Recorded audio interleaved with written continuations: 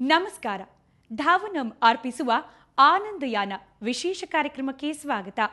ಅಜ್ಞಾನದಿಂದ ಜ್ಞಾನದೆಡೆಗೆ ಕೊಂಡೊಯ್ಯುವುದೇ ಜೀವನದ ಗುರಿ. ಆದರೆ ಅದೆಷ್ಟೋ ಬಾರಿ ಜ್ಞಾನದ ಕೊರತೆಯಿಂದ ಜೀವನದ ಮೌಲ್ಯವನ್ನ ನಾವಾಗೆ ಕಳೆದುಕೊಳ್ಳುತ್ತೇವೆ. ಹಾಗೆಯೇ ಜ್ಞಾನದ ಜೊತೆ ವಿಲೀನವಾದ ವಿಜ್ಞಾನಕ್ಕೂ ಜೀವನಕ್ಕೂ ಅವಿನಾಭಾವ ಸಂಬಂಧ. ಆದಾಗ್ಯೂ ಅದೆಷ್ಟೋ ಮಂದಿಗೆ ವಿಜ್ಞಾನ ಅನ್ನೋದು ಬರೀ ಪುಸ್ತಕಕ್ಕೆ ಸೀಮಿತವಾದ ವಿಷಯ. ಹಾಗಾದ್ರೆ ಜ್ಞಾನ ವಿಜ್ಞಾನಗಳ ಮಹತ್ವವೇನು? ಜೀವನದ ಪ್ರತಿ ಹಂತದಲ್ಲೂ ಇವುಗಳ ಪಾತ್ರವೇನು?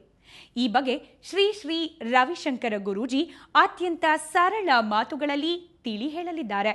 ಪುಸ್ತಕಕ್ಕೆ ಸೀಮಿತವಾಗಿರುವ ಜ್ಞಾನ ಜೀವನದ ಅನುಭವದಲ್ಲೂ ಬಂದು ಹೋಗೋದು ಹೇಗೆ ಅಂತ ಅವರ ಮಾತಲ್ಲೇ ಕೇಳಿ.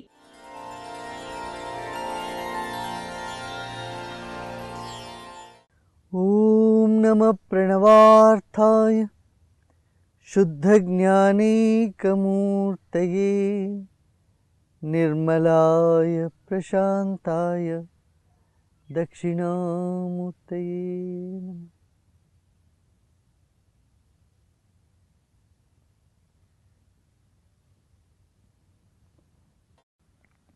ಪೂಜಾ ಪದ್ಧತಿಯಲ್ಲಿ ಏನು ಹೇಳ್ತೀವಿ? ಪಂಚೋಪಚಾರ ಅಂತೀವಿ. ಏನು ಹೇಗೆ? ಎರಡಿದೆ, ಪಂಚೋಪಚಾರ ಮತ್ತು ಷೋಡಶೋಪಚಾರ. 5 ಉಪಚಾರಗಳಿಂದ ಪೂಜೆ. ಏನು?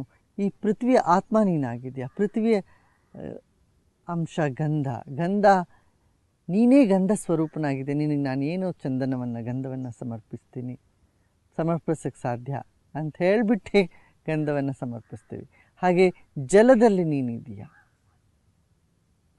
ನೀರಿನಲ್ಲಿ ನೀನಿದ್ದೀಯಾ? ನೀನೇ ನೀರಾಗಿದ್ದೀಯಾ? ಜಲಾತ್ಮಕನಾಗಿದ್ದೀಯ? ಈ ಅಗ್ನಿ ನಿನ್ನದೇಗೆ ಸೇರಿದ್ದಾಗಿದೆ.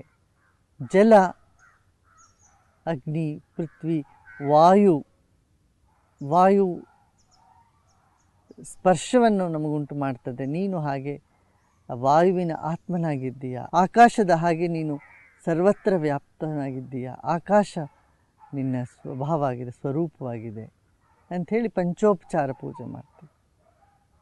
ಗಂಧ, ಅಕ್ಷತೆ, ಜಲ, ಜ್ಯೋತಿ ಹಾಗೂ ಮಂತ್ರದಿಂದ ನಾವು ಭಗವಂತನ ಆರಾಧಿಸ್ತೀವಿ.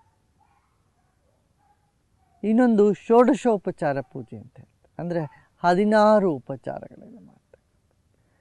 ಹೇಗೆ ಮನುಷ್ಯನ ಮಧ್ಯದಲ್ಲಿ ವ್ಯವಹಾರ ಮಾಡ್ತಾ ಇದ್ದೀವಿ, ಒಂದು ಪ್ರೀತಿಯ ವ್ಯವಹಾರ ಹೇಗೆ ಆಗ್ತಾ ಇತ್ತು, ಅದನ್ನೇ ಆರಾಧನೆಗೂ ತಗೊಂಬಂದರು. ಆರಾಧನೆ ಸಹಜ ಜೀವನದಿಂದ ಬೇರೆ ಆದರೆ ಅದು ಆರಾಧನೆ ಅಂತ ಅನ್ನಿಸ್ಕೊಳ್ಳೋದಿಲ್ಲ. ಅದರಲ್ಲಿ ಭಾವ ಉಕ್ಕು ಬರಲ್ಲ. ಭಾವಪ್ರಧಾನ. ಈಶ್ವರನ ಭಾವದಿಂದನೇ ಭಗವಂತ ಸಿಗಬೇಕಾದ್ರೆ ಅದಕ್ಕೆ ಭಾವಪ್ರಧಾನವಾಗಿರಬೇಕು ಅಂತ ಷೋಡಶೋಪಚಾರ ಪೂಜೆ ಆವತ್ತು ಮಾಡಿತ್ತು. ಇವತ್ತು ನೋಡಿ, ನೀವು ಏರ್ಪೋರ್ಟ್ಗೆ ಹೋಗ್ತೀರಾ ಅಥವಾ ರೈಲ್ವೆ ಸ್ಟೇಷನ್ ಯಾರನ್ನಾದರೂ ಭೇಟಿ ಮಾಡೋಕ್ಕೆ ಹೋಗ್ತೀರಾ, ಏನು ಮಾಡೋಗ್ತೀರಾ? ಯಾರೋ ದೂರದಿಂದ ಒಬ್ಬರು ಬಂದಿದ್ದಾರೆ, ಮಿತ್ರರು ಬಂದಿದ್ದಾರೆ ಅಂತಂದ್ರೆ ಒಂದು ಹೂವು ಇವೆಲ್ಲ ತೆಗೆದುಕೊಂಡು ಹೋಗ್ತೀರಲ್ವಾ? ಪ್ರಪಂಚದ ಯಾವುದೇ ದೇಶಕ್ಕೆ ಹೋಗಿ ಪುಷ್ಪದಿಂದ ಸ್ವಾಗತ ಮಾಡೋದೊಂದು ಅಭ್ಯಾಸ ಇದೆ. ಅಂದರೆ ನಮ್ಮ ಭಾವನೆಯು ಪುಷ್ಪ ಇದ್ದಂಗೆ, ಕಮಲ ಇದ್ದಂಗೆ, ಹೂವಿದ್ದಂಗೆ. ಇವತ್ತು ಅರಳುತ್ತದೆ, ಇವತ್ತಿರ್ತದೆ, ನಾಳೆ ಇರೋದಿಲ್ಲ. ಆ ಭಾವನೆ ಪರಿವರ್ತನಶೀಲವಾಗಿರ್ತದೆ. ಹಾಗೆ ನಮ್ಮ ಹೃದಯದ ಭಾವನೆಯನ್ನು ವ್ಯಕ್ತಪಡಿಸೋಕ್ಕೋಸ್ಕರ ಮನುಷ್ಯ ಹೂವನ್ನು ಉಪಯೋಗಿಸ್ತಾ ಬಂದಿದ್ದಾನೆ. ಹಾಗೆ ಹಣ್ಣು, ಕೆಲಸ ಇದು ಸಫಲವಾಯಿತು ಅಂತೀವಿ. ಸಫಲ ಅನ್ನೋದ್ರಲ್ಲೇ ಇದೆ ನೋಡಿ, ಹಣ್ಣಾಗಿದೆ ಅಂದರೆ ಪೂರ್ಣವಾಯಿತು, ಯಶಸ್ವಿ ಆಯಿತು ಅಂತ. ಆ ಯಶಸ್ವಿಯ ಪ್ರತೀಕವಾಗಿ ಹಣ್ಣನ್ನು ಉಪಯೋಗಿಸ್ತೀವಿ.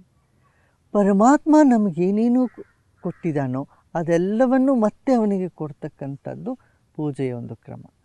ಈಶ್ವರ ಸೂರ್ಯ ಮತ್ತು ಚಂದ್ರನ ನಮ್ಮ ಸುತ್ತಲೂ ಪ್ರತಿದಿನ ತೆಗೆದುಕೊಂಡು ಹೋಗಿ ಆರತಿ ನಮಗೆ ಮಾಡ್ತಾಯಿಲ್ಲ. ಮುಂದೆ ಅಕ್ಷತೆ. ಈ ಪ್ರಪಂಚದಲ್ಲಿ ಒಂದು ಕಣವೂ ಸಹ ನಶ್ವರವಲ್ಲ, ಎಲ್ಲವೂ ಶಾಶ್ವತವಾಗಿ. ಇದರ ರೂಪ ಬದಲಾಗ್ತದೆ, ನಾಮ ಬದಲಾಗ್ತದೆ ಹೊರತು ಪ್ರಪಂಚದಲ್ಲಿ ಒಂದು ಅಣು ಕೂಡ ವಿನಾಶವಾಗೋಕ್ಕೆ ಸಾಧ್ಯವಿಲ್ಲ. ಅದು ಅದರ ಸ್ವಭಾವನ ರೂಪವನ್ನು ಬದಲಾಯಿಸೋದಷ್ಟೆ. ಇದು ಅಕ್ಷತ, ಅದಕ್ಕೆ ಅಕ್ಷತ ಅಂತಂದು. ಇಡೀ ಪ್ರಪಂಚ, ಈ ಪ್ರಕೃತಿ ಅಕ್ಷತ, ಜೀವ ಅಕ್ಷತ, ಈಶ್ವರ ಅಕ್ಷತ. ಅಂದರೆ ಅಕ್ಷತ ಅಂದ್ರೆ ಇದಕ್ಕೆ ವಿನಾಶವಿಲ್ಲ. ವಿನಾಶವಿಲ್ಲದೆ ಇರ್ತಕ್ಕಂಥ ಚೈತನ್ಯ ಇದೆ ನಮ್ಮಲ್ಲಿ. ಆ ಚೈತನ್ಯದ ಸ್ಮರಣೆಗಾಗಿ ಅಕ್ಷತೆಯನ್ನು ಸಮರ್ಪಣೆ ಮಾಡಿ. ಒಂದು ಅಕ್ಕಿ ಕಾಳು ನೋಡಿ, ನಾವು ತಿಂದ ಮೇಲೆ ಅದೇನು ವಿನಾಶವಾಯಿತು ಅಂತ ಅನ್ಕೋದು ಇಲ್ಲ. ಆ ಅಕ್ಕಿ ಕಾಳು ನಮ್ಮೊಳಗಡೆ ರಕ್ತವಾಗಿ, ಮೆದುಳಾಗಿ, ಮಾಂಸಖಂಡವಾಗಿ, ಚೈತನ್ಯವಾಗಿ ಪ್ರಕಟವಾಗ್ತದೆ. ಎನರ್ಜಿ ಆಗ್ತದೆ, ಶಕ್ತಿ ಆಗ್ತದೆ. ಶಕ್ತಿಯಾಗಿ ಪರಿವರ್ತನೆಗೊಂಡ ಅಕ್ಕಿ ಕಾಳು ಶಾಶ್ವತವಾಗಿಯೇ ಇರ್ತದಲ್ಲ, ಅದು ರೂಪ ಬದಲಾಯ್ತಷ್ಟೆ. ಅದಕ್ಕೆ ಅಕ್ಷತೆಯನ್ನು, ಅಕ್ಕಿ ಕಾಳು, ಅಕ್ಷತೆ ಅದನ್ನು ಉಪಯೋಗಿಸ್ತೀವಿ. ಹೀಗೆ ದೀಪವನ್ನು ಉಪಯೋಗಿಸೋದಿದ್ದೇನೆ. ಸೂರ್ಯ ಹಾಗೂ ಚಂದ್ರನಿಂದ ನಮಗೆ ಪರಮಾತ್ಮ ಆರತಿ ಮಾಡ್ತಾ ಇದ್ದಾನೆ. ನಾವೇನು ಪರಮಾತ್ಮನಿಗೆ ಆರತಿ ಮಾಡೋಕ್ಕೆ ಸಾಧ್ಯ ಅಲ್ಲ. ಆ ಪರಮಾತ್ಮ ನಮಗೆ ಆರತಿ ಮಾಡ್ತಾ ಇದ್ದಾನೆ, ಅದನ್ನು ಜ್ಞಾಪಿಸ್ಕೊಂಡು ನಾವು ಒಂದು ಆರತಿ ಮಾಡ್ತೀವಿ. ಮಕ್ಕಳ ಆಟದ ಹಾಗೆ, ಈಶ್ವರ ನನ್ನ ಈ ಜೀವನ ನಿನ್ನ ಸುತ್ತಲೇ ಸುತ್ತಾ ಇರಲಿ, ನಿನ್ನಿಂದ ದೂರ ಆಗದಿರ ಇರಲಿ ಅನ್ನೋದು. ಆ ಜ್ಞಾನ ಜ್ಯೋತಿಯನ್ನು ಬೆಳಗಿ ನಾವು ಈಶ್ವರನ ಸುತ್ತಲೂ ತೆಗೆದುಕೊಂಡು ಹೋಗ್ತೀವಿ. ಜ್ಞಾನ ಜ್ಯೋತಿ ಯಾವತ್ತೂ ಪರಮಾತ್ಮನ ಸುತ್ತಲೇ ಸುತ್ತಾ ಇರ್ತದೆ. ಒಂದು ಮೊಂಬತ್ತಿ ಹಚ್ಚಿಬಿಟ್ಟು ಅದನ್ನು ತಳಕೆಳಕಾಗಿ ಮಾಡಿರಿ, ಜ್ಯೋತಿ ಎಲ್ಲಿ ಹೋಗ್ತದಪ್ಪ? ಕೆಳಗೆ ಹೋಗುತ್ತೆ, ಮೇಲೆ ಹೋಗುತ್ತೆ? ಮೇಲೆ ಹೋಗ್ತದೆ ನೋಡಿ, ಊರ್ಧ್ವಮುಖವಾಗಿದೆ. ಹಾಗೆ ನಮ್ಮ ಜೀವನ ಚೈತನ್ಯ ಜ್ಯೋತಿ ಯಾವತ್ತೂ ಊರ್ಧ್ವಮುಖವಾಗಿರಲಿ. ನಮ್ಮ ಜೀವನದಲ್ಲಿ ಉತ್ಸಾಹ ಯಾವತ್ತೂ ಮೇಲೆ ಬರಲಿ ಅನ್ನೋ ಭಾವದಿಂದ ಒಂದು ಸಲ ಆರತಿ ಮಾಡಿ ತಗೊಂಬಂದ ತಕ್ಷಣ ಎಲ್ಲರೂ ಅದನ್ನು ಕೈ ಹೊತ್ಕೊಂಡು ಹೀಗೆ ಕೈ ಮುಟ್ಟಿ ಕಣ್ಣಿಗೆ ಹೊತ್ಕೋತಾರೆ. ಅಂದ್ರೇನು? ನಾನು ಈ ಜ್ಞಾನ ಜ್ಯೋತಿ ನಾನು ಸ್ವೀಕಾರ ಮಾಡ್ತೀನಿ. ಯಾವ ಜ್ಞಾನ ಜ್ಯೋತಿಯು, ಜ್ಞಾನವು ಈಶ್ವರನ ಸುತ್ತಲೇ ಸುತ್ತಾ ಇರ್ತದೋ ಅಂಥ ಜ್ಞಾನ ನನಗೆ ಬೇಕು, ಅದನ್ನು ನಾನು ಸ್ವೀಕಾರ ಮಾಡ್ತೀನಿ ಅನ್ನೋದು ಆರತಿಯ ಒಂದು ಅರ್ಥ. ಹೀಗೆ ಥರದ ಉಪಚಾರಗಳಿಂದ ಈಶ್ವರನ ಆರಾಧಿಸೋ ಒಂದು ಕ್ರಮ ಇದೆ. ಈ ಕ್ರಮವನ್ನು ಭಕ್ತರಿಗೆ ಇದೇ ಕ್ರಮ ಹೀಗೆ ಮಾಡಬೇಕು ಅಂತಿಲ್ಲ. ಭಾವಪ್ರಧಾನವಾದದ್ದು ಆರಾಧನೆ. ಈ ಕರ್ಮಕಾಂಡ, ಕ್ರಿಯಾಕಲಾಪ ಎಲ್ಲ ಮಾಡಿಬಿಟ್ಟು ಇದರಲ್ಲೇ ಮುಳುಗಿರ್ಕೂಡ್ದು. ಇದರಿಂದ ಮೇಲೆ ಹೇಳ್ಬೇಕು, ಇದರಿಂದ ಧ್ಯಾನಕ್ಕೆ ಹೋಗ್ಬೇಕು, ಪೂಜೆ ಮಾಡಬೇಕು. ಮಾಡಿದ್ಮೇಲೆ ಕೂತ್ಕೊಂಡು ಶಾಂತ ಮಾಡಬೇಕು, ಮನಸ್ಸನ್ನು ಶಾಂತ. ಬಹಿರ್ಮುಖವಾಗಿದ್ದರೆ ಪೂಜೆಯ ಫಲ ಸಿಗೋದಿಲ್ಲ. ಅಂತರ್ಮುಖರಾಗಬೇಕು. ಮತ್ತೆ ಒಂದೇ ಮಾತು ನಾವಿಲ್ಲಿ ಒತ್ತು ಹೇಳ್ತೀವಿ, ಅಂತರ್ಮುಖಿ ಸದಾ ಸುಖಿ.